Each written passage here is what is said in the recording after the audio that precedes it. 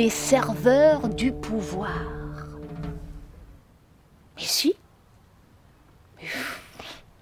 Vous voyez bien de qui je veux parler. Mais non, pas du pouvoir, mais de ceux qui le relayent. Ceux qui reproduisent les mêmes effets, même en modifiant les causes. Because, beaucoup d'inhibition. Of course, c'est la course à l'exhibition.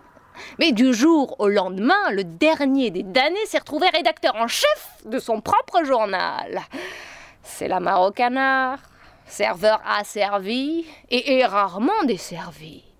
Ah, mais vous en faites pas, je balaye toujours devant ma porte. Ah non, je ne m'épargne jamais. Oui, oui, je suis de la mêlée, moi aussi j'en fais les frais. Oui, bah, nous n'avons jusqu'ici rien fait d'autre que reproduire l'événement. Analyser des analyses. Commenter des commentaires, interpréter des interprétations, mais sans jamais vraiment les transformer, sans jamais créer d'événements, serveurs du pouvoir, de ce pouvoir, que nous avons beau épingler, caricaturer, nous ne faisons rien d'autre que le servir, en croyant s'en servir. Je parlais du quatrième pouvoir, celui de la presse.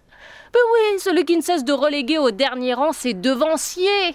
Oui, il est bien avant-premier. Et nous ne sommes pas les derniers à le subir de plein fouet. Nous autres, blogueurs, chroniqueurs à nos heures, nous singeons des singes. Nous parodions une parodie. Nous sommes de l'intox au carré, de vulgaires serviteurs de la non-vérité, comme valeur rajoutée à la fausseté. C'est le marathon des fauchetons. Comme si nous avions tous décidé d'un commun désaccord de la faire cette course pour ou contre la montre, pour dire qu'on a quelque chose à redire. Puisque nous n'avons, le plus souvent, rien à dire.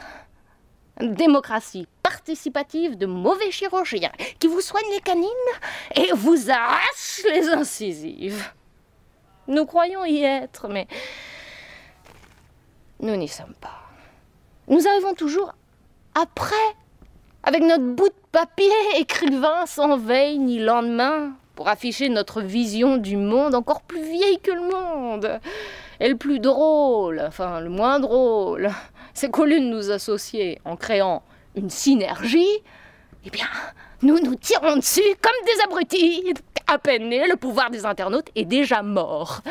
Parce que la course est courue d'avance, par de faux athlètes, qui n'ont toujours pas compris qu'il fallait courir devant et non après. Et que leur seul adversaire, c'est la vanité.